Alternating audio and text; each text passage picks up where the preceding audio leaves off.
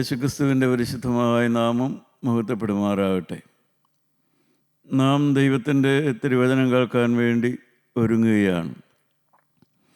വേദപുസ്തകം പറയുന്നു, മനോവിഷമം ഹേതുവായി മനുഷ്യൻ്റെ മനസ്സിടിയുന്നു, ഒരു നല്ല വാക്കോ അതിനെ സന്തോഷിപ്പിക്കുന്നു എന്ന്. ഇളകാത്ത കടലില്ല, ഇളകാത്ത മനുഷ്യഹൃദയങ്ങളില്ല, കരയാത്ത കണ്ണില്ല എന്ന് പറയുന്നത് പോലെ ആകുല ചിന്തയെന്ന് അറിയാത്ത മനുഷ്യനില്ല. ഒരിക്കലും നിരാശപ്പെടാത്ത ഒരു മനുഷ്യനുമില്ല. ഒരു ചീത്ത ചിന്തയും വരാത്ത ഒരു ചിന്താമണ്ഡലവുമില്ല. പാപം ചെയ്യാത്ത ഒരു ശരീരവുമില്ല. മനുഷ്യൻ മനസ്സിടിയുന്നവനാണ്. എന്നാൽ ആ മനസ്സിടിയുന്ന മനുഷ്യന് ധൈര്യവും പ്രത്യാശയും കൊടുക്കുന്നതാണ് ജീവനുള്ള ദൈവത്തിൻ്റെ വചനം. വചനമാണ് മനസ്സിൻ്റെ ക്ഷീണം മാറ്റുന്നത്. വചനമാണ് മനസ്സിന് ചൈതന്യം വരുത്തുന്നത്. വചനമാണ് മനുഷ്യനെ പുതിയ ലക്ഷ്യബോധമുള്ളവനാക്കുന്നത്. മനുഷ്യൻ്റെ ജീവിതത്തിലെ ഏറ്റവും വലിയ അനുഗ്രഹമെന്തെന്ന് ചോദിച്ചാൽ ലക്ഷ്യബോധമുണ്ടാവാനായി തീരുക എന്നുള്ളതാണ്. വാർദ്ധക്യത്തെക്കുറിച്ച് ഒരു നല്ല വാക്ക് പറയും, യൗവനകാലത്തില്ലാത്ത ലക്ഷ്യം വാർദ്ധക്യത്തിലുണ്ടാകുമെന്ന്. അത് ഭക്തന്മാർ പറഞ്ഞ വാക്കാണ്. യൗവനകാലത്ത് ജീവിതത്തെക്കുറിച്ച് നിലനിൽക്കുന്നതായ ലക്ഷ്യങ്ങളൊന്നുമില്ല. ചില ആഗ്രഹങ്ങളും ചില സങ്കല്പങ്ങളും ചില പ്രതീക്ഷകളുമാണുള്ളത്. എന്നാൽ വാർദ്ധക്യം വരുമ്പോൾ ജീവിതം ഒന്നുകൂടെ കെട്ടുറപ്പുള്ളതാകുന്നു. ഒരു വ്യക്തമായ ലക്ഷ്യമുണ്ടാകുന്നു. ഇളകാത്ത രാജ്യം പ്രാപിക്കണം, ദൈവരാജ്യത്തിലെത്തണം. ആ ദൈവരാജ്യം എനിക്ക് തരാൻ യേശുക്രിസ്തു കാൽവരിയിൽ മരിച്ചു. ആ യേശുവിൽ ഞാൻ വിശ്വസിക്കുന്നു. അതിനാൽ ധൈര്യത്തോടുകൂടെ ദൈവരാജ്യത്തിലെത്തുമെന്നുള്ളതായ ഒരു പ്രത്യാശയാണ് ഒരു ക്രിസ്തുവിശ്വാസിയുടെ ഏറ്റവും വലിയ സമ്പത്ത്. നമുക്ക് തിരുവചനത്തിൽ നിന്ന് വായിക്കാം. 17-ാം സങ്കീർത്തനം, അതിൻ്റെ അവസാനത്തെ വാക്യം വായിച്ചു കേൾക്കാം. 17-ാമത്തെ സങ്കീർത്തനത്തിൻ്റെ അവസാനത്തെ വരി വായിക്കാം. 15-ാമത്തെ വാക്യം. ഞാനോ നീതിയിൽ നിന്റെ മുഖത്തെ കാണും, ഞാൻ ഉണരുമ്പോൾ നിന്റെ രൂപം കണ്ട് തൃപ്തനാകും. ഞാൻ ഉണരുമ്പോൾ നിന്റെ രൂപം കണ്ട് തൃപ്തനാകും. ദാവീദ് പറയുന്നത് നല്ല പോരാട്ടത്തിൻ്റെ ശേഷമാണ്. അതിൻ്റെ 4-ാമത്തെ വാക്യം ഒന്ന് വായിക്കാം. 17-ാം സങ്കീർത്തനം 4-ാമത്തെ വാക്യം. മനുഷ്യരുടെ പ്രവൃത്തികളെ കണ്ടിട്ട് ഞാൻ നിന്റെ അധരങ്ങളുടെ വചനത്താൽ നിഷ്ഠൂരൻ്റെ പാതകളെ സൂക്ഷിച്ചൊഴിഞ്ഞിരിക്കുന്നു. ദൈവത്തിന് സ്തോത്രം. അനേക മനുഷ്യരുടെ ജീവിതം ദാവീദ് കണ്ടു. പ്രിയപ്പെട്ടവരുടെ, സ്വന്തക്കാരുടെ, രക്തബന്ധമുള്ളവരുടെ, അല്ലെങ്കിൽ താൻ ഒരു രാജാവിൻ്റെ കീഴിൽ ജോലി ചെയ്യുകയായിരുന്നു, ആ രാജാവിൻ്റെ സ്വഭാവം കണ്ടു. അനേകരുടെ സ്വഭാവം കണ്ടു. ആ സ്വഭാവം കണ്ടിട്ട് ദാവീദ് ആ സ്വഭാവത്തിനകത്ത് ഇളകുകയല്ല ചെയ്തത്. ഞാൻ നിഷ്ഠൂരൻ്റെ പാതയെ, അനേകരെ വഴിതെറ്റിച്ചതായ ആ പിശാചിൻ്റെ പാതയെ ഞാൻ വിട്ട് ഒഴിഞ്ഞിരിക്കുന്നു എന്നാണ് ദാവീദ് പറയുന്നത്. അങ്ങനെയുള്ളതായ ഒരു വ്യക്തമായ ലക്ഷ്യത്തോടെ ജീവിച്ചപ്പോഴാണ് ദാവീദ് പറയുന്നത്, ഞാൻ ഉണരുമ്പോൾ നിന്റെ രൂപം കണ്ട് തൃപ്തനാകും. ദൈവമക്കളെ, നമുക്കറിയാം ദാവീദ് ഒരു സാധാരണക്കാരനായിരുന്നു. ഒരു ആടുമേയ്ക്കുന്ന ഒരു യുവാവായിരുന്നു നാം വേദപുസ്തകത്തിൽ ദാവീദിനെ ആദ്യം കണ്ടുമുട്ടുമ്പോൾ. പ്രത്യേകിച്ചുള്ളതായ സവിശേഷത ഒന്നും ഉണ്ടായിരുന്നില്ല. എന്നാൽ പിന്നീട് അവൻ ഇസ്രായേലിലെ 2-ാമത്തെ രാജാവായി. 1-ാമത്തെ രാജാവ് ശൗലായിരുന്നു. ആ ശൗലിൻ്റെ വീഴ്ചയും താഴ്ചയും അവൻ്റെ പാപവും അവൻ്റെ അഹങ്കാരവും അവന് വന്ന നഷ്ടവും എല്ലാം ദാവീദ് കണ്ടു. ആ ദാവീദ് പിന്നീട് രാജാവായി കഴിഞ്ഞപ്പോൾ ആ ദാവീദ് വ്യക്തമായിട്ട് ഒരു ലക്ഷ്യമുള്ളവനായി തീർന്നു. ദൈവത്തിന് സ്തോത്രം. ധനവും പണവും അഹങ്കാരവും എല്ലാം ദാവീദിന് ലഭിച്ചപ്പോഴും ദാവീദ് താൻ ആരായിരുന്നു എന്ന് ചിന്തയുള്ളവനായിരുന്നു. വേദപുസ്തകം പറയും, വെട്ടിയെടുത്ത പാറയിലേക്കും കുഴിച്ചെടുത്ത ഖനിഗർഭങ്ങളിലേക്കും നോക്കുവീനെന്ന്. അങ്ങനെ നോക്കിയാൽ എന്ന് വെച്ചാൽ കഴിഞ്ഞ കാലങ്ങളിൽ താൻ ആരായിരുന്നു, തൻ്റെ അവസ്ഥ എന്തായിരുന്നു, താൻ വീണ കുഴികളേതെല്ലാമായിരുന്നു, തൻ്റെ പരാജയങ്ങൾ എന്തെല്ലാമായിരുന്നു, തനിക്ക് സാധ്യമല്ലാതിരുന്ന എന്തെല്ലാമായിരുന്നു. അതാണ് വെട്ടിയെടുത്ത പാറ, കുഴിച്ചെടുത്ത ഖനിഗർഭം. അതിലേക്ക് നോക്കി ജീവിക്കുന്നവന് മാത്രമേ ഒരാത്മീയ ഭാവിയിലേക്ക് ലക്ഷ്യത്തോടെ മുന്നോട്ട് പോകാനായിട്ട് സാധിക്കുകയുള്ളൂ. അഹങ്കാരം വരാതെ, നിഗളം വരാതെ മുന്നോട്ട് പോകണമെങ്കിൽ കഴിഞ്ഞ കാലങ്ങളിൽ താൻ ആരായിരുന്നു എന്ന് ചിന്തിക്കണം. ദാവീദ് പറയുകയാണ്, ഞാൻ ഉണരുമ്പോൾ. എന്താണ് ആ ഉണരുക എന്ന് പറയുന്നത്? പ്രഭാതത്തിൽ ഉണരുന്ന കാര്യമല്ല ദാവീദ് അവിടെ പറയുന്നത്. ദാവീദ് പറയുന്നത് മരണം കഴിഞ്ഞ് ഞാൻ ഉണരുക എന്ന അർത്ഥത്തിലാണ്. മരണം കഴിഞ്ഞ് ഞാൻ ഉണർന്നു വരും എന്നുവെച്ചാൽ slept in this world, അവേക്ക് in the next world. ഭക്തന്മാർ മരണത്തെക്കുറിച്ച് അങ്ങനെയെല്ലാമാണ് പറയുന്നത്. ഈ ലോകത്തിൽ മരണം ഒരു ഉറക്കം പോലെയാണെന്നല്ല നിങ്ങൾ കേട്ടിട്ടുണ്ട്. ഉറങ്ങുന്നത് ഈ ഭൂമിയിലാണ്, പക്ഷേ ആ ഉറക്കം കഴിഞ്ഞ് എഴുന്നേൽക്കുന്നത് അടുത്ത ലോകത്താണ്, അഥവാ ദൈവരാജ്യത്തിലാണ്. ആ അനുഭവത്തെക്കുറിച്ചാണ് ദാവീദ് പറയുന്നത്.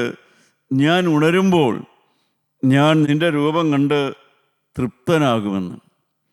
പുതിയ നിയമത്തിലേക്ക് നാം വരുമ്പോൾ 1 യോഹന്നാൻ 3-ാം അധ്യായം നാം എടുക്കുമ്പോൾ ഏതാണ്ട് ഇതേ വാക്യങ്ങൾ തന്നെ നമുക്കവിടെ കാണാം. യോഹന്നാൻ്റെ 1-ാമത്തെ ലേഖനം 3-ാം അധ്യായം 2-ാമത്തെ വാക്യം വായിക്കാം. നാം ഇപ്പോൾ ദൈവമക്കളാകുന്നു, നാം ഇന്നതാകുമെന്ന് ഇതുവരെ പ്രത്യക്ഷമായില്ല. അവൻ പ്രത്യക്ഷനാകുമ്പോൾ നാം അവനെ താൻ ഇരിക്കും പോലെ തന്നെ കാണുന്നതാകൊണ്ട് അവനോട് സദൃശന്മാരാകും എന്ന് നാം അറിയുന്നു. ദൈവത്തിന് സ്തോത്രം. ദൈവമക്കളെ, നാം അവനെ കാണുമ്പോൾ എന്ന് വെച്ചാൽ മരണവും മരണശേഷമുള്ള ക്രിസ്തുവിൻ്റെ 2-ാമത്തെ വരവും ആ പുനരുത്ഥാനവുമെല്ലാം കഴിഞ്ഞ് നാം അവനെ മുഖാമുഖം കാണുന്നതായ ഒരു ദിവസമുണ്ട്, ഒരു സന്ദർഭമുണ്ട്. നാം അവനെ കാണുമ്പോൾ നാം അവൻ്റെ രൂപം കണ്ട് സന്തോഷിക്കും. നാമും ആ യേശുവിനെ പോലെ ആകുവാനുള്ള ആഗ്രഹത്തിൻ്റെ ആ നിവൃത്തിയിലേക്ക് നടക്കുന്നവരായിരിക്കും. പഴയ നിയമഭക്തന്മാർക്ക് ഇത്ര വലിയ വ്യക്തമായിട്ട് പുനരുത്ഥാനത്തെക്കുറിച്ചോ വരുവാനുള്ള ലോകത്തെക്കുറിച്ചോ ബോധ്യമുണ്ടായിരുന്നില്ലെങ്കിലും അവരും പ്രത്യാശയുള്ളവരായിരുന്നു. ദാനിയേലിൻ്റെ പുസ്തകം 12-ാം അധ്യായം അതിന് 2-ാമത്തെ വാക്യത്തിൽ നാം വായിക്കുന്നു, ദൈവം ദാനിയേലിനോട് എന്താണ് പറഞ്ഞത്? നിലത്തിലെ പൊടിയിൽ നിദ്ര കൊള്ളുന്നവരിൽ പലരും ചിലർ നിത്യജീവനായും ചിലർ ലജ്ജയ്ക്കും നിത്യനിന്ദയ്ക്കുമായും ഉണരും. ദൈവത്തിന് സ്തോത്രം. ആ കാലത്ത് തന്നെ, എന്നാൽ യേശുക്രിസ്തു ജനിക്കുന്നതിന് 600 വർഷം മുമ്പ് തന്നെ നിത്യനായ ദൈവം ദാനിയേലിനോട് പറഞ്ഞു കൊടുത്തിരുന്നു, എല്ലാവരും എഴുന്നേൽക്കും, മരണം കഴിഞ്ഞ് എല്ലാവരും എഴുന്നേൽക്കും. ചിലർ നിത്യജീവന് വേണ്ടിയും ചിലർ നിത്യമായ ലജ്ജയ്ക്ക് വേണ്ടിയും, എന്നുവെച്ചാൽ നിത്യമായ സമാധാനത്തിന് വേണ്ടിയും നിത്യമായ ദണ്ഡനത്തിന് വേണ്ടിയും പലരും എഴുന്നേൽക്കുമെന്നാണ് ദാനിയേലിനോട് ദൈവം പറഞ്ഞു കൊടുത്തത്. പിന്നെയും അതിൻ്റെ അധ്യായത്തിൻ്റെ അവസാനം നമുക്ക് കാണാം, ദാനിയേലെ, ഇപ്പോൾ നീ പൊയ്ക്കൊള്ളുക, കാലാവസാനത്തിൽ നിൻ്റെ ഓഹർ ലഭിപ്പാൻ നീ എഴുന്നേറ്റ് വരുമെന്ന്. ദാനിയേലിനോട് നിത്യനാദൈവം പറഞ്ഞു, മരണത്തെക്കുറിച്ചാണ് പറഞ്ഞത്, നീ പൊയ്ക്കൊള്ളുക, പക്ഷേ ഇതിൻ്റെ അവസാനമുണ്ട്, ഒരു കാലാവസാനമുണ്ട്, അന്ന് നിൻ്റെ ഓഹർ ലഭിപ്പാൻ നീ എഴുന്നേറ്റ് വരും.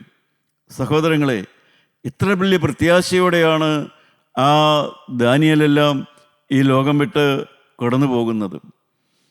നാം വായിച്ചു, നാം അവനെ മുഖാമുഖം കാണുമ്പോൾ എത്ര വലിയ സന്തോഷമായിരിക്കും നമുക്കുണ്ടായിരിക്കുക. നാം ഇയ്യോബിൻ്റെ പുസ്തകം വായിക്കുമ്പോൾ 19-ാം അധ്യായം നമുക്കെടുക്കാം. 19-ാം അധ്യായത്തിൻ്റെ 25, 26, 27 വാക്യം നമുക്ക് വായിക്കാം. എന്നെ വീണ്ടെടുക്കുന്നവൻ ജീവിച്ചിരിക്കുന്നു എന്നും അവൻ ഒടുവിൽ പൊടിമേൽ നിൽക്കുമെന്നും ഞാൻ അറിയുന്നു. എന്റെ ത്വക്ക് ഇങ്ങനെ നശിച്ച ശേഷം ഞാൻ ദേഹസഹിതനായി ദൈവത്തെ കാണും. ഞാൻ തന്നെ അവനെ കാണും, അന്യനല്ല, എൻ്റെ സ്വന്തം കണ്ണ് അവനെ കാണും. എൻ്റെ അന്തരംഗം എൻ്റെ ഉള്ളിൽ ക്ഷയിച്ചിരിക്കുന്നു. ദൈവത്തിന് സ്തോത്രം. ഇയ്യോബ് പറയുകയാണ്, ജീവിതത്തിൻ്റെ 2 വശം. 2 വശം എന്ന് പറയുന്നത് നമ്മുടെ എല്ലാവരുടെയും ജീവിതത്തിന് ഒരു 2 വശമുണ്ട്. 2 വശം എന്ന് പറയുന്നത്, ഒന്ന് ഈ ലോകത്തിൽ നാം ചെലവഴിക്കുന്ന കാലം. ആ കാലത്തെക്കുറിച്ച് ഇയ്യോബ് എന്താണ് പറയുന്നത്? അതിന് 25-ാമത്തെ വാക്യം, എന്നെ വീണ്ടെടുക്കുന്നവൻ ജീവിച്ചിരിക്കുന്നു എന്നും അവൻ ഒടുവിൽ പൊടിമേൽ നിൽക്കുമെന്നും ഞാൻ അറിയുന്നു. എന്റെ ത്വക്ക് ഇങ്ങനെ നശിച്ച ശേഷം ഞാൻ ഇയ്യോബ് പറയുകയാണ്, ഇപ്പോൾ എൻ്റെ ത്വക്ക് നശിച്ചു പോകുന്ന കാലമാണ്, രോഗമാണ്, സ്കിന്നിനെല്ലാം രോഗമാണ്, അതുപോലെ മനോവേദനയാണ്, അതിവേദനയോടെ ഇയ്യോബ് കഴിയുകയാണ്. ഇപ്പോൾ എനിക്കൊരു കഷ്ടകാലമാണ്, ഇപ്പോൾ ഞാൻ അതിവേദനയോടെ രോഗപീഠയോടെ ഞാൻ കഴിഞ്ഞു പോവുകയാണ്. എന്നാൽ ഈ ജീവിതത്തിന് ഒരു മറ്റേ വശമുണ്ട്, ഒരു നെക്സ്റ്റ് സൈഡുണ്ട്, ഒരു ഗ്ലോറിയസ് സൈഡുണ്ട്. ഇപ്പോൾ ഒരു സഫറിങ് സൈഡാണ്, എന്നാൽ ഇതിനൊരു ഗ്ലോറിയസ് സൈഡുണ്ട്. അവിടെ എന്താണ് ഞാൻ കാണുക? ഞാൻ തന്നെ അവനെ കാണും, അന്യനല്ല, എൻ്റെ സ്വന്തം കണ്ണ് അവനെ കാണും. ദൈവത്തിന് സ്തോത്രം. ഇയ്യോബ് പറയുകയാണ്, ഞാനവനെ, കർത്താവായ യേശുവിനെ മുഖാമുഖം കാണുന്നതായ ഒരു ഗ്ലോറിയസ് സൈഡ് എനിക്കുണ്ട്. ഇപ്പോൾ എൻ്റെ ഒരു കഷ്ടകാലമാണ്, ഈ ലോകത്തിൽ ഒരു സഫറിങ് ലൈഫാണ് ഞാൻ എക്സ്പീരിയൻസ് ചെയ്യുന്നത്. മക്കൾ മരിച്ചു, പീഡയാണ്, മനോപീഡയാണ്, സമ്പത്തെല്ലാം നഷ്ടപ്പെട്ടു, ശരീരത്തിലെ രോഗം, മനസ്സിലാണെങ്കിൽ എല്ലാം മനസ്സിലാകുന്നില്ല. എന്തുകൊണ്ടാണ് എനിക്ക് രോഗം വന്നത്? താൻ ഭക്തിയോടെ ജീവിച്ചവനാണ്, എന്നാൽ ഇതെല്ലാം ചിന്താക്കുഴപ്പമാണ്, എല്ലാം ആകുല ചിന്തയാണ്, എല്ലാം ആശങ്കകളാണ്, വ്യക്തതയില്ല, ഒന്നിനും വ്യക്തതയില്ല. താൻ ഒരു ഭക്തനാണോ, ദൈവം തന്നെ അംഗീകരിക്കുന്നവനാണോ എന്നുള്ളതായൊരു വ്യക്തത ഇല്ലെങ്കിൽ പോലും ഇയ്യോബ് പറയുകയാണ്, ഞാൻ മരണശേഷം അവനെ മുഖാമുഖം കാണുമെന്ന്. എൻ്റെ പ്രിയ സഹോദരങ്ങളെ, ഒരു ഇളകാത്ത രാജ്യം പ്രാപിക്കാം, അത് ഉറപ്പായ ഒരു സത്യമാണ്. അത് ഭക്തന്മാർ അനുഭവിച്ചിട്ടുള്ളതായ ഒരു സത്യമാണ്. ഈ ദൈവമക്കളൊക്കെ, ഈ ദാനിയേലും ഈ ദാവീദും ഇയ്യോബെല്ലാം അമാനുഷികരൊന്നും ആയിരുന്നില്ല. അവരൊക്കെ സാധാരണ മനുഷ്യർ തന്നെയായിരുന്നു. എന്നാൽ അവരുടെ ജീവിതത്തിൻ്റെ സവിശേഷത എന്തായിരുന്നു? അവർ നമ്മളെപ്പോലെയുള്ള സാധാരണ മനുഷ്യർ തന്നെയായിരുന്നു. എന്നാൽ അവരുടെ ജീവിതത്തിലുള്ള സവിശേഷത എന്തായിരുന്നു എന്ന് ചോദിച്ചാൽ, അവർ ഈ ഭൂമിയിൽ അവർക്ക് കിട്ടിയ സമ്പത്തും ഈ ഭൂമിയിൽ അവർക്ക് കിട്ടിയതായ ആ പദവിയും അതെല്ലാം കണ്ട് അവർ മതിമറന്നു പോയില്ല. അവരവരുടെ ജീവിതത്തെ സമ്പത്തും അഭിവൃദ്ധിയും ഐശ്വര്യവും കൊണ്ട് അവർ മതിമറന്നു പോയില്ല എന്നുള്ളതാണ് സത്യം. മറിച്ച് അതെല്ലാം വരുവാനുള്ള ലോകത്തിലേക്ക് വേണ്ടിയുള്ളതായ ഒരു മുഖാന്തരമായും വരുവാനുള്ള ലോകത്തിലെ സമാധാന ജീവിതത്തിനുള്ളതായ ഒരു ഉറപ്പും ധൈര്യവുമായിട്ട് അത് പ്രാപിക്കുന്നതിന് വേണ്ടി അവരവരുടെ ആത്മീയ ജീവിതം കെട്ടിപ്പടുക്കുന്നതിലായിരുന്നു താല്പര്യമുണ്ടായിരുന്നത്. അവരുടെ ഭൗതിക ജീവിതം കെട്ടിപ്പടുക്കുന്നതിനേക്കാൾ അവർക്ക് താല്പര്യം അവരുടെ ആത്മീയ ജീവിതം കെട്ടിപ്പടുക്കുന്നതിലായിരുന്നു. അവരുടെ ശരീരത്തെ പോഷിപ്പിക്കുന്നതിനേക്കാൾ കൂടുതൽ അവർക്ക് താല്പര്യം അവരുടെ ആത്മാവിനെ പോഷിപ്പിക്കുന്നതിലായിരുന്നു. പ്രിയപ്പെട്ടവരെ, ഈ ലോകത്തിൽ എന്തെങ്കിലും നേടുന്നതിനേക്കാൾ കൂടുതൽ അവർക്ക് സന്തോഷമുള്ളത് വരുവാനുള്ള ലോകത്തിൽ നേട്ടമുണ്ടാക്കണം. അതായിരുന്നു അവരുടെ ജീവിതം എന്ന് പറയുന്നത്. യഥാർത്ഥമായി ഒരു ക്രൈസ്തവൻ്റെ ജീവിതം ആ തരത്തിലായിരിക്കണം. ഒരു ക്രൈസ്തവൻ ജീവിക്കേണ്ടത് ആ ലക്ഷ്യത്തോടെ ആയിരിക്കണം. അങ്ങനെയുള്ളതായ ക്രൈസ്തവർക്ക് ഈ ലോകത്തിൽ പീഡയുണ്ട്, നിന്ദയുണ്ട്, പരിഹാസമുണ്ട്. സ്വന്തം ഭവനത്തിൽ നിന്ന് തന്നെ, ചുറ്റുപാടിൽ നിന്ന് തന്നെ ഇതെല്ലാം വരാവുന്നതാണ്. അതുകൊണ്ടാണല്ലോ യാക്കോബ് പറയുന്നത്, 5-ാം അധ്യായത്തിൻ്റെ 10-ാമത്തെ വാക്യത്തിൽ ഈ യാക്കോബ് ശ്ലീഹ പറയും, ദൈവവചനം പറയുന്നവർ, ദൈവത്തിൻ്റെ വചനം ഘോഷിക്കുന്നവർ, പ്രവാചകന്മാർ, ഭക്തന്മാരായ ദൈവവേലക്കാർ, ഇവരെല്ലാം എന്തിൻ്റെ മാതൃകയാണെന്ന് അവിടെ പറയുന്നുണ്ട്. നമുക്കൊന്ന് വായിച്ചു കേൾക്കാം.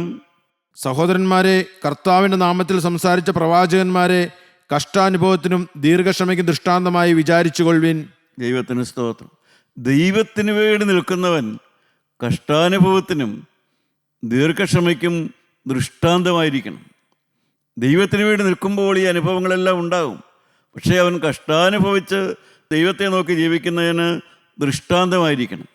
സഹനത്തിലൂടെ കടന്നു പോകുന്നതിന് ദൃഷ്ടാന്തമായിരിക്കണം. സഹോദരങ്ങൾ, ഇതെല്ലാം പറയുന്നത് എളുപ്പമാണ്.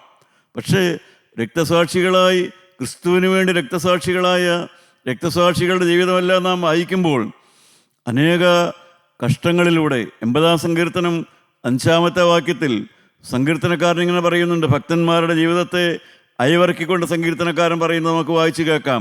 നീ അവർക്ക് കണ്ണുനീരിന്റെ അപ്പം തിന്മാൻ കൊടുത്തിരിക്കുന്നു, അനവധി കണ്ണുനീർ അവർക്ക് കുടിപ്പാനും കൊടുത്തിരിക്കുന്നു. ദൈവത്തിന് സ്തോത്രം.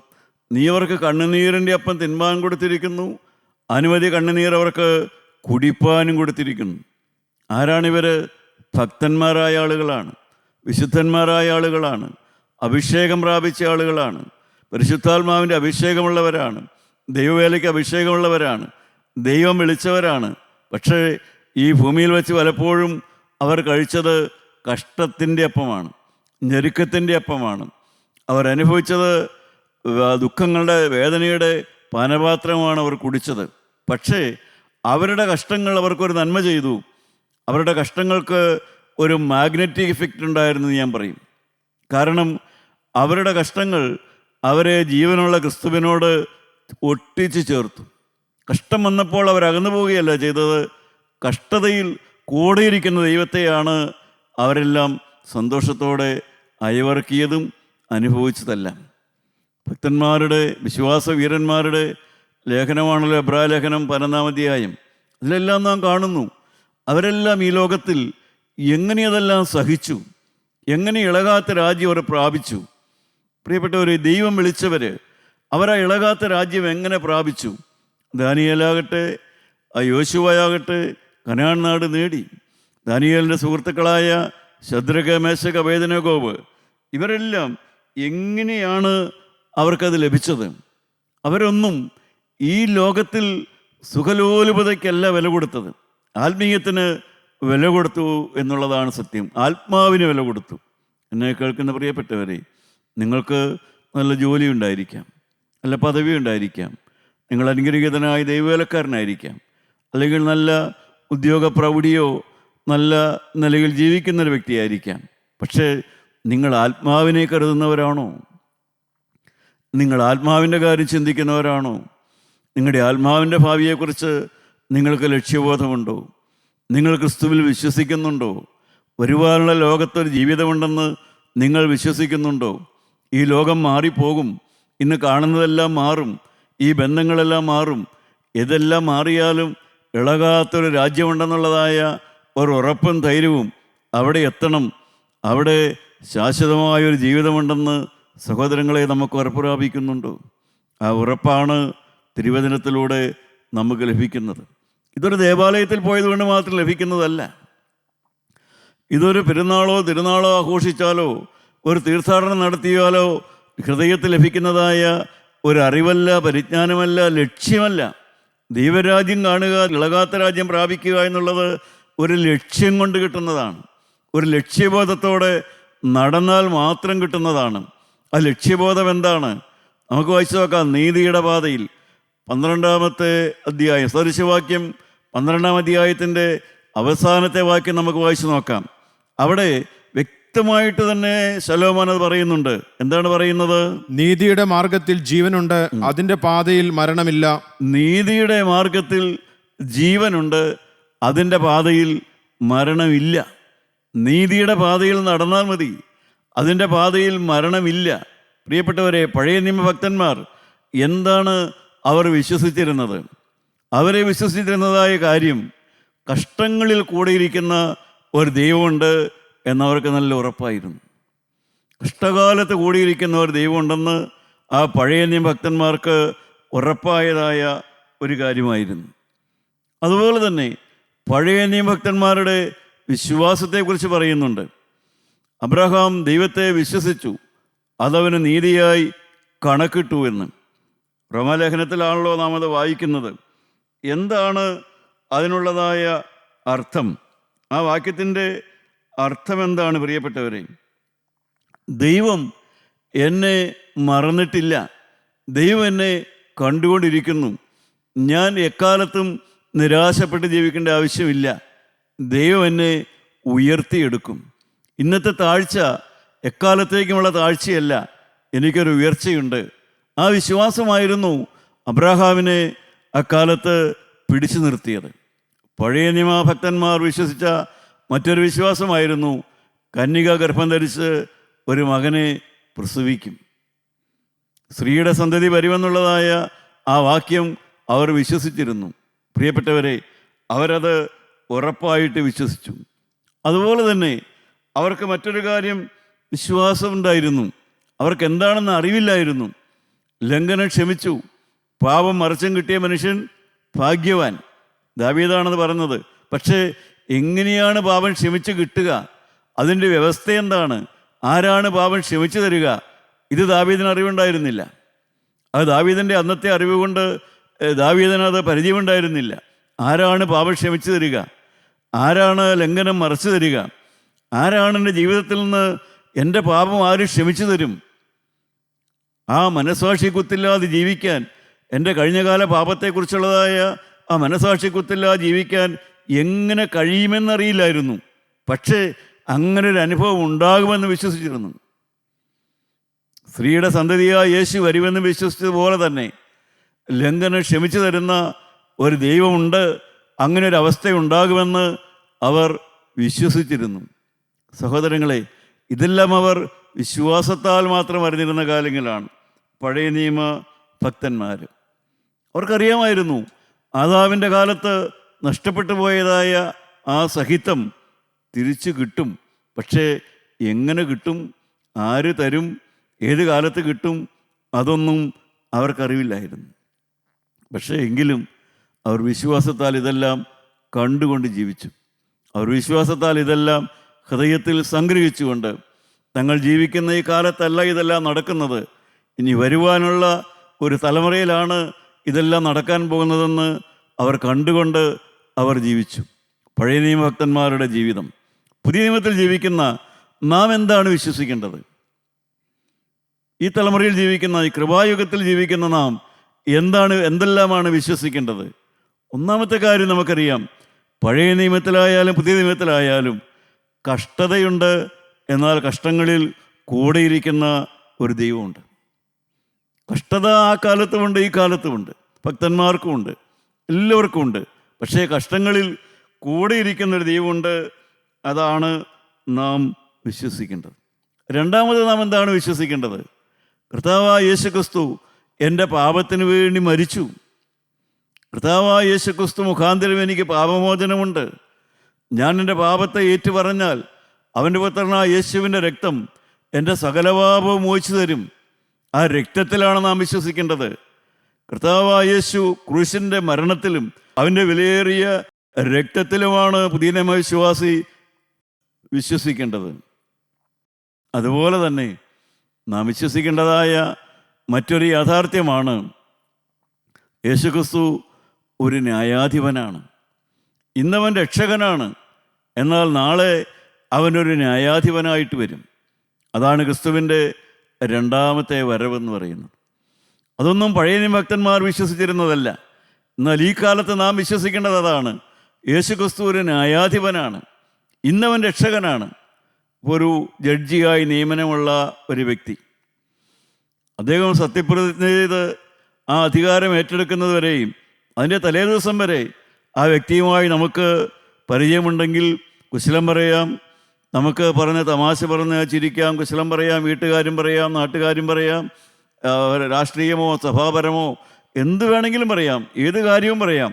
നമുക്ക് പരിചയമുള്ളൊരു വ്യക്തിയാണെങ്കിൽ വ്യക്തിപരമായ ആവശ്യമോ നമുക്ക് ഒരു സ്നേഹിതനെ പോലെ പറഞ്ഞ് ചിരിക്കാം. പക്ഷേ നാളെ അദ്ദേഹം ന്യായാധിപനായിട്ട് ഇരുന്നു കഴിഞ്ഞാൽ പിന്നെ സാധ്യമല്ല. പിന്നെ ആ കുശലം പറച്ചിലോ ആ അടുപ്പമൊന്നും സാധ്യമല്ല. ഒരകൽച്ച അവിടെ വന്നു കഴിഞ്ഞു. ഇന്ന് യേശുക്രിസ്തു ന്യായാസനത്തിലല്ല, ഇന്നവൻ രക്ഷകനാണ്. പ്രിയപ്പെട്ടവരെ, ഇന്നവനുമായി നമുക്ക് കുശലം പറയാം, നമ്മുടെ തലകളെ നമുക്ക് വണക്കാം. നാം എന്താണ് വിശ്വസിക്കേണ്ടത്? ഈ യേശു ന്യായാധിപനായിട്ട് വരും. അവനെനിക്ക് ഭവനമൊരുക്കാൻ പോയിരിക്കുന്നു. ഇന്നവൻ എന്നോട് പറയാനുള്ളത്, മോനെ, ഞാൻ നിനക്ക് ഭവനമൊരുക്കാൻ പോകുന്നു. ഞാൻ പോയി നിനക്ക് ഭവനമൊരുക്കി നിന്നെ ചേർപ്പാൻ ഞാൻ തിരിച്ചു വരും. ന്യായാധിപനാണെന്നുള്ള സത്യമാണ്. ദൈവമക്കളെ, നിങ്ങൾ ഇന്ന് വിശ്വസിക്കുക. ക്രിസ്തു പാപം ക്ഷമിക്കുന്നവനാണ്, ക്രിസ്തു പാപം പോക്കുന്നവനാണ്, ക്രിസ്തു ഭവനം ഒരുക്കുന്നവനാണ്, ക്രിസ്തു വീണ്ടും വരുന്നവനാണ്. നീതിയുടെ പാതയിൽ ഭയപ്പെടേണ്ട കാര്യമില്ല. നീതിയുടെ പാതയിൽ ശുഭമായി നടന്നാൽ മതി. രക്ഷിക്കപ്പെടുക, പരിശുദ്ധാത്മാവിനെ പ്രാപിക്കുക, പാപമേറ്റു പറഞ്ഞ് വിശുദ്ധനായി ജീവിക്കുക, ധൈര്യത്തോടെ ജീവിക്കുക. ദൈവമക്കളെ, നീതിയുടെ പാതയിൽ നാം നശിച്ചു പോവുകയില്ല. നരകത്തിൽ പോകുമോ എന്നുള്ള പേടിയല്ല നമുക്കാവശ്യം. നമുക്കാവശ്യം വ്യക്തമായ സമർപ്പണമാണ്. ഞാൻ രക്ഷിക്കപ്പെട്ടവനായി ജീവിക്കും. ഞാൻ യേശുവിനെ കർത്താവും രക്ഷിതാവുമായി ഞാൻ സ്വീകരിക്കുന്നു. ഞാൻ അറിഞ്ഞുകൊണ്ട് ഒരു പാപത്തിലേക്ക് പോവുകയില്ല. എൻ്റെ ആശങ്കകളും എൻ്റെ ആകുലങ്ങളും എൻ്റെ ഭാരങ്ങളും എൻ്റെ ചുമടുകളും എല്ലാം ഞാൻ ക്രിസ്തുവിനെ ഫലമേൽപ്പിച്ചിരിക്കുന്നു. ഈ ലോകത്തിലെ കഷ്ടങ്ങൾ താൽക്കാലികമാണ്, എന്നാൽ നിത്യതയിൽ ഞാൻ അവൻ്റെ മുഖം കാണും. നല്ല ദൈവമേ, സ്നേഹമുള്ള കർത്താവേ, ഈ തിരുവചനം കേൾക്കുന്നവർക്ക് ഈ നിർണയം കൊടുക്കണമേ. ഞാൻ ഉണരുമ്പോൾ അവൻ്റെ മുഖം കണ്ട് ഞാൻ സന്തോഷിക്കും. ദൈവമേ, ആ മഹാഭാഗ്യത്തിലേക്ക് ഞങ്ങളെ നടത്തണമെന്ന് ഞങ്ങൾക്ക് വേണ്ടി മരിച്ചുയർത്തെഴുന്നേറ്റ യേശുവിൻ്റെ നാമത്തിൽ പ്രാർത്ഥിക്കുന്നു. കൃപയോട് കേട്ട് ഉത്തരം തരുമാറാകണമേ. ആമീൻ.